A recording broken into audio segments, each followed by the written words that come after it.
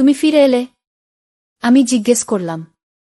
হ্যাঁ বৌদি, মানে তুমি যদি বিরক্ত না হও তাহলে আজ রাতটা এখানে থাকতে পারি। তার গলার স্বর কাঁপছিল হালকা, কিন্তু চোখে ছিল গভীর কিছু। আমি জানতাম এটা এক সাধারণ প্রশ্ন না। আমি জানতাম আজকের রাত শুধু রাত হবে না। ঘরে জায়গা তো আছে, আমি শান্ত স্বরে বললাম, কিন্তু আমার বুকের ভেতরে ধুকপুক শব্দ যেন বাড়ছিল। রাত নেমে এলো ধীরে ধীরে। বৌদি, তুমি কি কখনো এমন কাউকে চেয়েছ যাকে পাওয়া উচিত না? রতন হঠাৎ জিজ্ঞেস করল। আমি চমকে উঠলাম।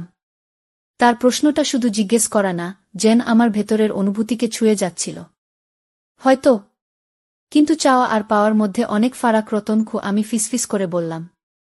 সে আমার দিকে ঘুরে তাকাল। চোখে সেই পুরনো ব্যথা আর নতুন কিছু আশা। আমি জানি আমি সমরদার বন্ধু, তুমি তার স্ত্রী, কিন্তু এই কিছুদিনের ভেতর আমি তোমার ভেতর কিছু একটা খুঁজে পেয়েছি। একটু শান্তি, একটু ভালোবাসা। আমি চুপ করে তার দিকে তাকিয়ে রইলাম। এই কথাগুলো আমি কল্পনাও করিনি, তবুও ভেতরে কোথাও যেন আমারও অপেক্ষা ছিল এমন কথার। সে ধীরে ধীরে আমার হাত ধরল। আমি বাধা দিইনি। শুধু স্পর্শে বোঝা যাচ্ছিল কতটা তীব্রভাবে সে অনুভব করছে আমাকে। রাত তখন আরও গভীর হয়েছে। আমরা ঘরে ফিরে এলাম এবং একসাথে বসে কথা বলতে লাগলাম। ছোট ছোট গল্প, হাসি, দৃষ্টি সব মিলিয়ে এক অব্যক্ত উত্তাপ ছড়িয়ে পড়ছিল। হঠাৎ সে বলল, তুমি চাও তো আমি এখানেই থাকি, শুধু তোমার পাশে, যেভাবে পারি। কেউ না জানুক, এই অনুভবটা আমাদের মধ্যে থাকুক। আমি কিছু বললাম না, শুধু এক পলক তাকালাম তার দিকে। সেই চোখে অনেক প্রশ্ন, অনেক উত্তর, আর কিছু না বলা কথা। আমাদের দুজনের মাঝখানে দূরত্বটা যেন আর থাকল না। সেই রাতে নিঃশব্দে এক নতুন সম্পর্কের সূচনা হল, স্পর্শে, দৃষ্টিতে আর গোপন চাওয়ায়। বন্ধুরা, আজকের এই গল্পটি আরও স্পেশাল। না দেখলে খুব মিস করবেন। আর দয়া করে গল্পটি ভালো লাগলে ভিডিওটি লাইক, কমেন্ট, শেয়ার ও চ্যানেলটি সাবস্ক্রাইব করে দেন প্লিজ। বিয়ের পর সবকিছু যেন স্বপ্নের মতোই সুন্দর ছিল। আমি আর সমর, নতুন সংসার, নতুন জীবন, নতুন স্বপ্ন। কিন্তু সেই স্বপ্নে একটু ভাটা পড়ে যখন ওর বিদেশে চাকরি পাওয়া হলো। এই কাজটা কয়েক বছরের, তারপর ফিরে এসে ঠিক ঘর সংসার করব কি এই কথা বলে ও চলে গেল। আমি একা হয়ে গেলাম আমাদের শহরতলির বাড়িটায়। শাশুড়িমা আর শ্বশুরমশাই গেছেন ছোট ননদের বাড়ি কয়েকদিনের জন্য। বাড়ি একেবারে ফাঁকা। সেদিন দুপুরটা যেন একটু অদ্ভুত লাগছিল। শরীরটা কেমন জানি অলস হয়েছিল, মাথায় যেন এক ধরনের কুয়াশা। আমি ফ্যানের নিচে বসেছিলাম, হালকা তেল নিয়ে মাথা ও কাঁধে মালিশ করছিলাম। তখনই বেল বাজল। আমি একটু চমকে উঠলাম। এই দুপুরে কে এল? তোয়ালেটা গায়ে জড়িয়ে দরজার কাছে গিয়ে বললাম, কে? একটা অচেনা কণ্ঠ, বৌদি, আমি রতন। রতন? আমি অবাক। আমার তো এমন কেউ নেই যাকে রতন বলে চিনি। একটু দোনমনা করেও দরজা খুললাম। দরজার ওপারে দাঁড়িয়ে একটা উজ্জ্বল চোখের তরুণ, পরনে জিন্স আর হালকা নীল শার্ট। সমরদার বন্ধু, পাশের গ্রামের। আগে দিল্লিতে থাকতাম, এখন এসেছি। ভাবলাম একবার দেখা করে যাই, বলল সে। আমি একটু দ্বিধায় ছিলাম, তবুও ভদ্রতা রক্ষা করতে ঘরে ডেকে চা বানাতে গেলাম। চা নিয়ে এসে দেখি ছেলেটা বসে আছে, কিন্তু চোখ যেন চারপাশে ঘোরে। চা এগিয়ে দিয়ে বললাম, তুমি সমরের কোনো বন্ধু? আগে তো শুনিনি গি। সে বলল, কলেজে একসাথে পড়তাম, তখন খুব ঘনিষ্ঠ ছিলাম। ও খুব ভালো বন্ধু ছিল। অনেক বছর পর ফিরলাম, তাই ভাবলাম ওর বাড়িতে গিয়ে দেখা করি। জানতাম না ও এখন বিদেশে। চা খেতে খেতে সে বলল, এই বাড়িটা বেশ সুন্দর। আপনি একাই থাকেন? আমি মাথা নাড়লাম, হ্যাঁ, কিছুদিনের জন্য। আত্মীয়রা বাইরে গেছেন। আলোচনায় বুঝতে পারলাম ছেলেটি খুব সহজাত, কিন্তু কোথাও একটা অদ্ভুত দৃষ্টি তার চোখে। সেটা লুকাতে পারছিল না। আমি তখনও বুঝতে পারছিলাম না এই আগন্তুক কি সত্যিই বন্ধুভাবাপন্ন, নাকি এর পেছনে অন্য কিছু আছে। সে বলল, বৌদি, আজকে এতদিন পর আমার নিজের গ্রামের কাছাকাছি ফিরে এলাম। আপনাকে দেখে খুব আপনজনের মতো লাগছে। এই কথা শুনে আমার বুকের ভেতর এক ধরনের অস্বস্তি কাজ করল। সেই সঙ্গে যেন এক নিঃসঙ্গতার ছায়া আমার চারপাশে নেমে এলো। সত্যি বলতে আমি তখন একাকিত্বে হাঁপিয়ে উঠছিলাম। এই শহরতলির নিঃশব্দ দুপুরগুলো, এই ফাঁকা বাড়ি আর নিঃসঙ্গতা, কখনো কখনো মনটা ভার হয়ে যেত। আমি তখন বুঝে উঠতে পারছিলাম না এই ছেলেটি আমার জীবনে কি পরিবর্তন আনতে চলেছে।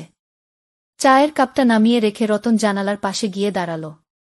জানালা দিয়ে দুপুরের রোদ এসে পড়ছিল তার মুখে। আমি বুঝতে পারছিলাম সে কিছু বলতে চাইছে, কিন্তু ভাষা খুঁজে পাচ্ছে না। বৌদি, রতন হঠাৎ বলল, আপনাকে দেখে খুব ভালো লাগল।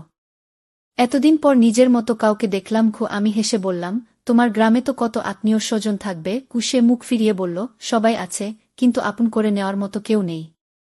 সমরদা ছিল আমার জীবনের একমাত্র বন্ধু, একমাত্র মানুষ যার সঙ্গে আমি কিছু না ভেবেই কথা বলতে পারতাম। তার গলায় ছিল এক ধরনের চাপা কষ্ট। আমি সেটা উপেক্ষা করতে পারলাম না।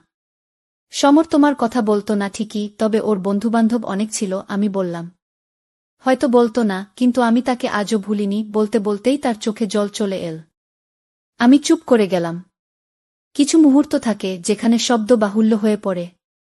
ঘরের ভেতরে একটা নীরবতা ছড়িয়ে পড়ল। হঠাৎ একটা ঠান্ডা হাওয়া এসে পর্দাগুলোকে উড়িয়ে দিল। রতন ধীরে ধীরে একটা চিঠি বার করল তার পকেট থেকে। এটা সমরদার লেখা, অনেক পুরনো। আমি সবসময় এটা সঙ্গে রাখি। আমি চিঠিটা নিয়ে পড়তে লাগলাম। তাতে লেখা ছিল কিছু সাধারণ কথাবার্তা, বন্ধুত্বের স্মৃতি, আর একটা বাক্য, তুই কখনো যদি আমার বাড়িতে যাস, আমার বউটাকে আপনজনের মতো দেখে নিস। কি এই বাক্যটা পড়ে আমার বুক কেঁপে উঠল। সমরের এই লেখার অর্থ আমি বুঝতে পারছিলাম না। কিভাবে এক বন্ধু আরেক বন্ধুকে এমন দায়িত্ব দিয়ে যেতে পারে? আমি চুপ করে চিঠিটা ফেরত দিলাম। রতন এবার হালকা হাসল, কিন্তু সেই হাসিতে যেন ছিল এক অজানা ইঙ্গিত। বৌদি, আমি কি এখানে কিছুক্ষণ থাকতে পারি? সে হঠাৎ প্রশ্ন করল। মানে? আমি অবাক। এই বাড়িটার পরিবেশটা আমার ভালো লাগছে। আমি ক্লান্ত, কিছুক্ষণ ঘুমিয়ে নিতে চাই। আমি বললাম, একটু বসো, আমি দেখি তোমার থাকার ব্যবস্থা করা যায় কি না। আমি উঠে পাশের ঘরটা গুছিয়ে দিলাম। নিজের অজান্তেই আমি খুব স্বাভাবিকভাবে তার দেখাশোনায় ব্যস্ত হয়ে পড়লাম। কারণ হয়তো আমারও সেই একাকিত্ব, যা কারো উপস্থিতিতেই খানিকটা নরম হয়ে যায়। রাত নামল। বাতাসে একটা অদ্ভুত শীতলতা। ছায়ারা যেন ঘন হয়ে উঠছে।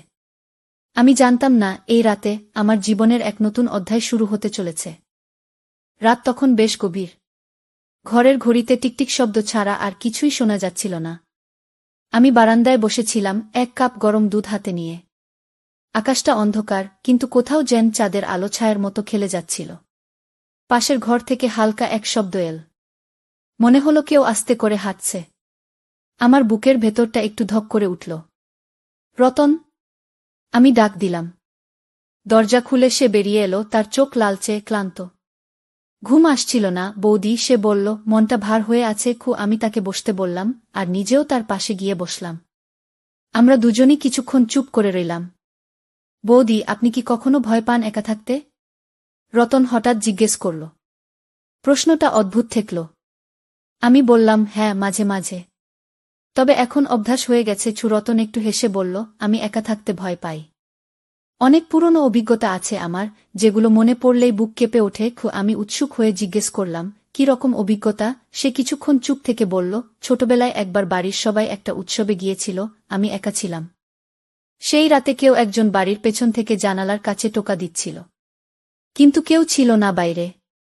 সে রাতের পর থেকে আমি অন্ধকার বা নিঃশব্দকে ভয় পাই। আমি বুঝতে পারছিলাম, ছেলেটি অনেক কিছু জমিয়ে রেখেছে মনে। তার একাকিত্ব, তার ভয়, তার যন্ত্রণা, সব যেন কথা হয়ে উঠছে এই রাতে।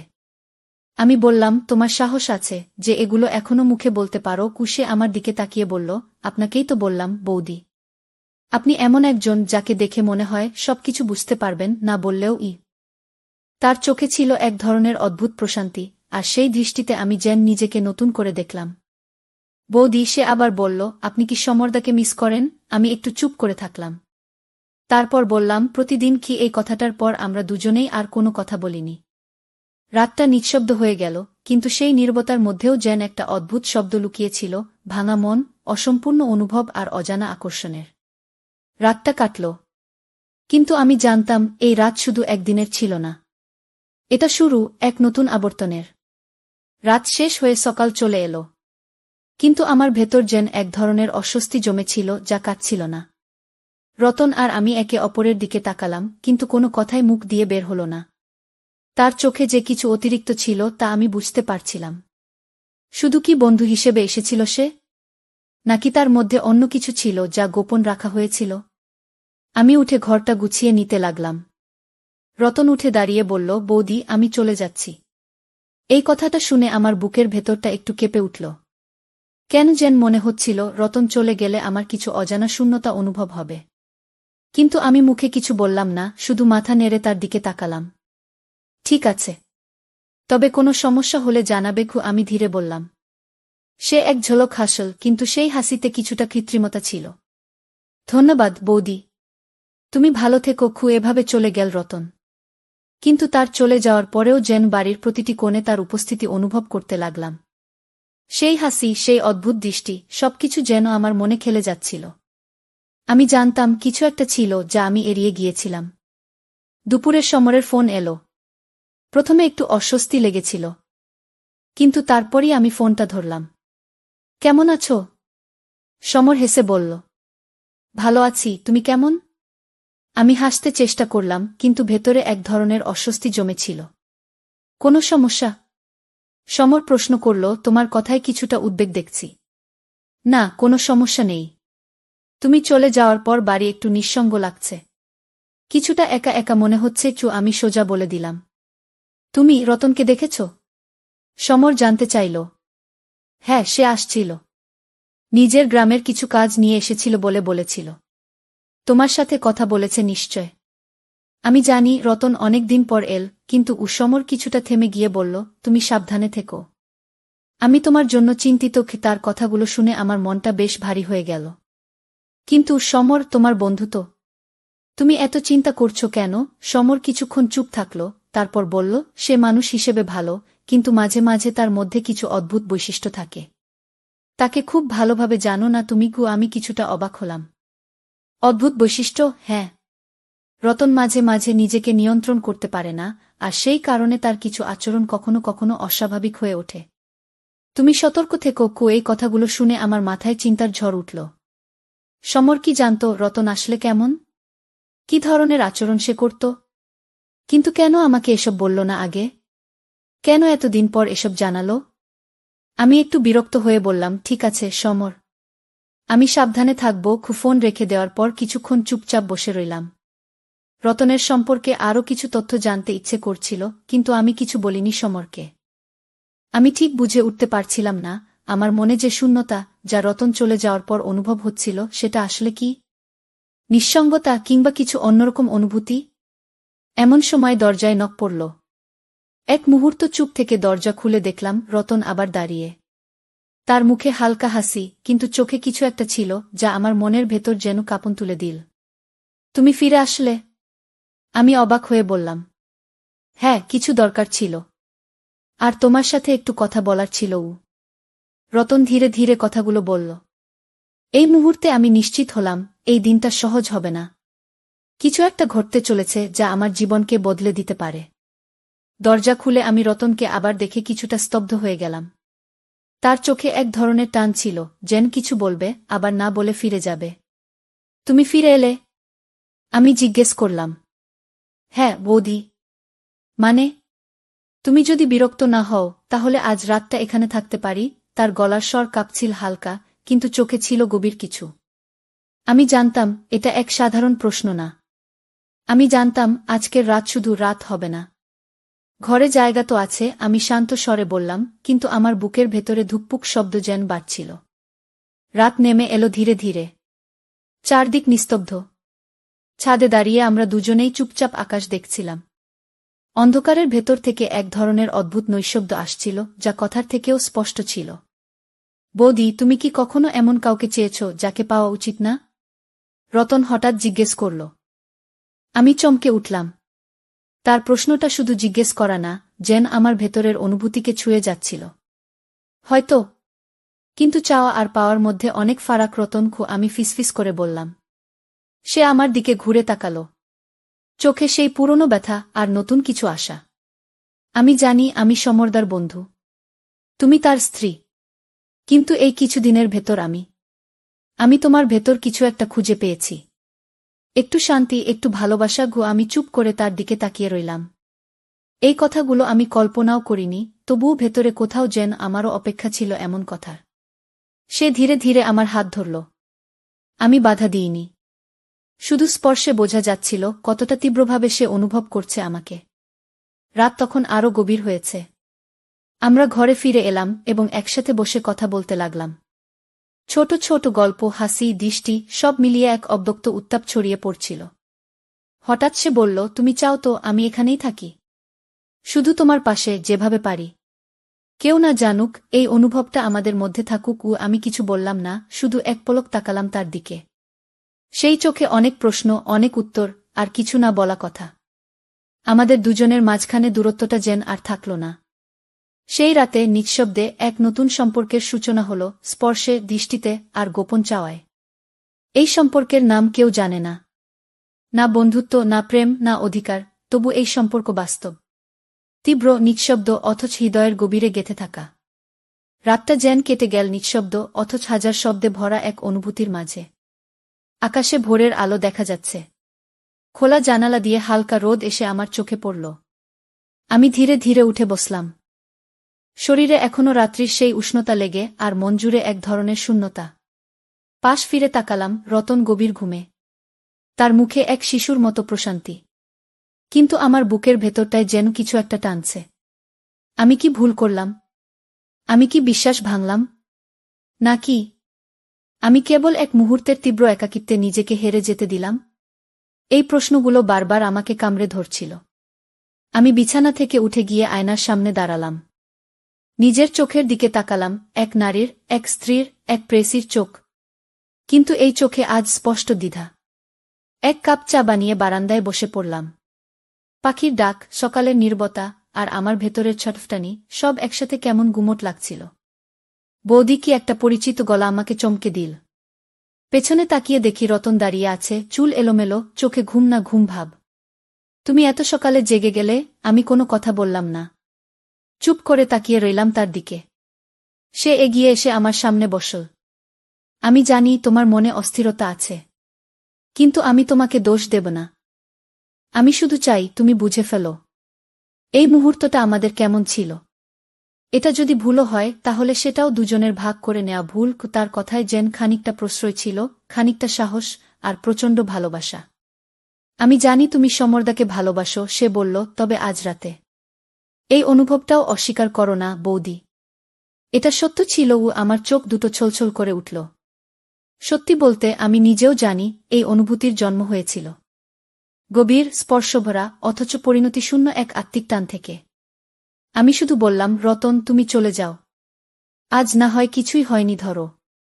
আমি চাই না এই অনুভবটা ভাঙুক, নোংরা হোক। সে আমার দিকে তাকিয়ে থাকল অনেকক্ষণ। তারপর আস্তে করে বলল, যদি কখনো মনে হয় এই কিছু না হওয়াটাই সবচেয়ে বেশি কিছু ছিল, তাহলে মনে করো আমি এখানে ছিলাম শুধু তোমার জন্য। রতন চলে গেল। চুপচাপ আমি চেয়ারে বসে রইলাম। তো বন্ধুরা, ভিডিওটি ভালো লাগলে কমেন্টে জানাবেন। এইরকম ভালোবাসার গল্প শুনতে চাইলে চ্যানেলটা সাবস্ক্রাইব করুন এবং পাশে থাকুন, আর আপনার বেল আইকনটা বাজিয়ে রাখুন, যাতে নতুন ভিডিও আপলোড করা মাত্র আপনারা দেখতে পারেন।